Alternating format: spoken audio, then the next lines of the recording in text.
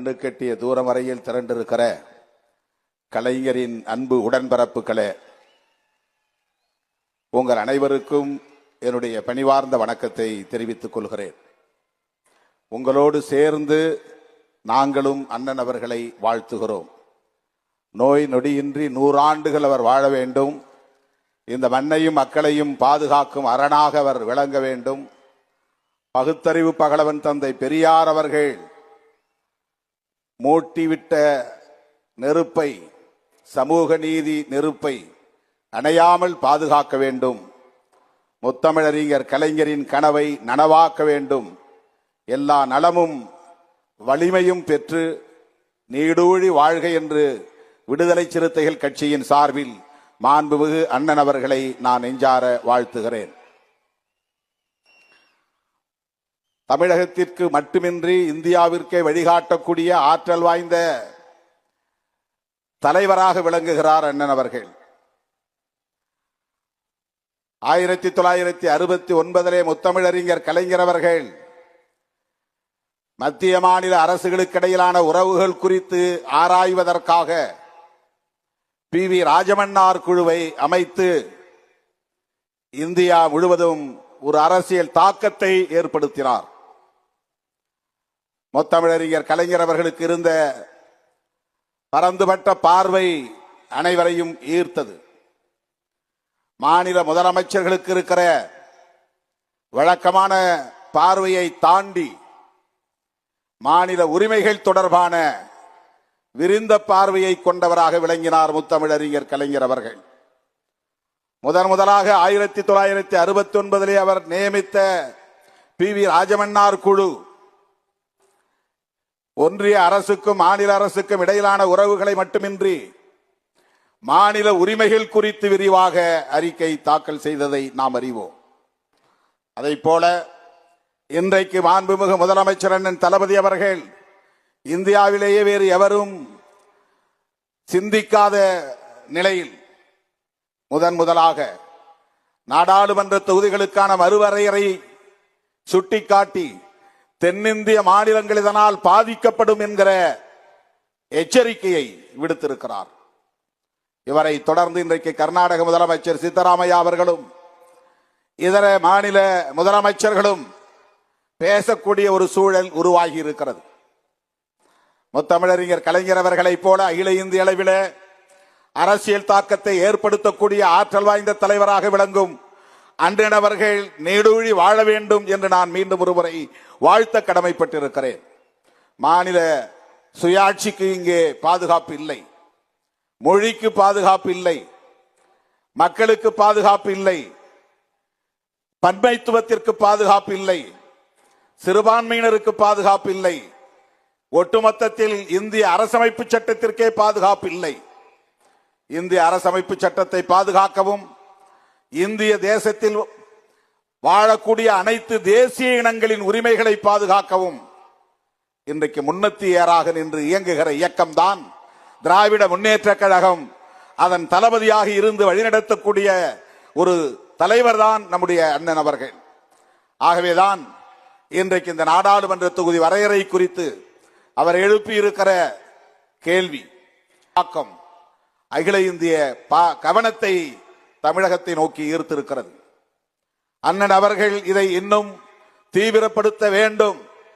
தென்னிந்திய மாநில முதலமைச்சர்களை எல்லாம் ஒருங்கிணைத்து இது குறித்து கலந்தாய்வு செய்ய வேண்டும். தென்னிந்திய அளவிலான மாநாட்டையும் நடத்த வேண்டும். நாடு என்கிற அடிப்படையிலே ஒருங்கிணைக்க பெற்றது. இன்றைக்கு மொழிவழி அடிப்படையிலே மாநிலங்கள் பிரிந்திருக்கிற சூழலில் தென்னிந்திய தேசிய இனங்களின் ஒருங்கிணைப்பு என்கிற அடிப்படையிலே அண்ணன் அவர்கள் தலைமை தாங்கி இதை வழிநடத்த வேண்டிய தேவை இருக்கிறது. வட இந்திய மாநிலங்களின் நாடாளுமன்ற தொகுதிகளின் எண்ணிக்கை பெருகுமேயானால், நாடாளுமன்ற உறுப்பினர்களின் எண்ணிக்கை பெருகுமேயானால் தென்னிந்தியாவின் தயவு இல்லாமலேயே, ஆதரவு இல்லாமலேயே தொடர்ந்து அவர்கள் பிரதமராக நீடிக்க முடியும், ஆட்சியை கைப்பற்ற முடியும், ஆட்சியை தக்க வைத்துக் கொள்ள முடியும். அதற்காகத்தான் அவர்கள் திட்டம் போட்டு காய்களை நகர்த்துகிறார்கள். தமிழ்நாட்டுக்கு ஏற்படுகிற பாதிப்பு மட்டுமின்றி தென்னிந்திய மாநிலங்களுக்கும் ஏற்படுகிற பாதிப்புகளை கவனத்திலே கொண்டு காய்களை நகர்த்துகிற அண்ணன் அவர்களின் முயற்சிக்கு நாங்கள் எல்லாம் உற்ற துணை இருப்போம். இது சாதாரணமான ஒரு பிரச்சனை அல்ல. தேசிய அளவில் பேசப்பட வேண்டிய மிக முக்கியத்துவம் வாய்ந்த, வரலாற்று முக்கியத்துவம் வாய்ந்த ஒரு பிரச்சனை. 1971ஆம் ஆண்டு எடுக்கப்பட்ட மக்கள் தொகை கணக்கெடுப்பின் அடிப்படையிலேயே இந்த தொகுதிகளின் எண்ணிக்கை வரையறுக்கப்பட்டது. அதுதான் இன்றைக்கும் தொடர்கிறது. 1952 ஒரு கமிஷன், 62 ஒரு கமிஷன், 72 ஒரு கமிஷன் என்று கமிஷன் நியமிக்கப்பட்டு 10 ஆண்டுகளுக்கு ஒரு முறை மறுவரையறை செய்யப்பட்ட நிலை 71க்கு பிறகு 72க்கு பிறகு நடைபெறவில்லை. பல்வேறு தவிர்க்க முடியாத அரசியல் காரணங்களால் தள்ளி போனது. 50 ஆண்டுகளுக்கு முன்பிருந்த மக்கள் தொகை அடிப்படையிலேயே இந்த தொகுதிகளின் எண்ணிக்கை தீர்மானிக்க பெற்றது. 39 என்பது 1971ஆம் ஆண்டு தமிழ்நாட்டில் இருந்த மக்கள் தொகை அடிப்படையிலே நிர்ணயிக்கப்பட்ட ஒன்று. அன்றைக்கு 4.25 கோடி பேர் தான். ஆனால் இன்றைக்கு 2 மடங்கு உயர்ந்திருக்கிறது, 2 கோடிக்கு மேலானவர்கள். இந்த நிலையிலே ஒரு நாடாளுமன்ற தொகுதியின் மொத்த வாக்காளர்கள் அன்றைக்கு 10 லட்சம் என்கிற கணக்கின் அடிப்படையில் வரையறுக்கப்பட்டது. இன்றைக்கு 15 லட்சத்தை தாண்டி விட்டது ஒவ்வொரு நாடாளுமன்ற தொகுதியின் வாக்காளர்களின் எண்ணிக்கை. மக்கள் தொகை என்பது வேறு. இப்படிப்பட்ட சூழலில் இந்த மறுவரையறை தேவைதான், நாம் மறுக்கவில்லை. ஆனால் குடும்ப கட்டுப்பாடு திட்டத்தை வெற்றிகரமாக நடைமுறைப்படுத்திய காரணத்தினாலேயே ஒப்பீட்டளவில் தமிழ்நாடு உள்ளிட்ட தென்னிந்திய மாநிலங்களின் மக்கள் தொகை வளர்ச்சி விகிதம் என்பது வடஇந்திய மாநிலங்களை விட குறைவாக இருக்கிறது. இன்றைக்கு உத்தரப்பிரதேசத்தின் மக்கள் தொகையை தமிழ்நாட்டின் மக்கள் தொகையோடு ஒப்பிடுகிற போது தமிழ்நாடு மிகவும் பின்தங்கிய நிலையிலே இருக்கிறது. இந்த நிலை நீடித்தால் தமிழ்நாட்டில் தமிழர்களின் எதிர்காலமே கேள்விக்குள்ளாகும் என்கிற நிலை. எல்லோரும் இப்போது திருமணம் செய்தால் 2 குழந்தைகள் என்ற நிலை மாறி ஒரு குடும்பத்திற்கு ஒரு குழந்தை என்கிற நிலை உருவாகி இருக்கிற சூழலில் எதிர்காலத்தில் தமிழர்கள் எண்ணிக்கை என்பது மிக வெகுவாக குறையும். இதனால் இனம் அழியும் என்கிற கவலையை பலரும் இப்போது விவாதித்துக் கொண்டிருக்கிறார்கள்.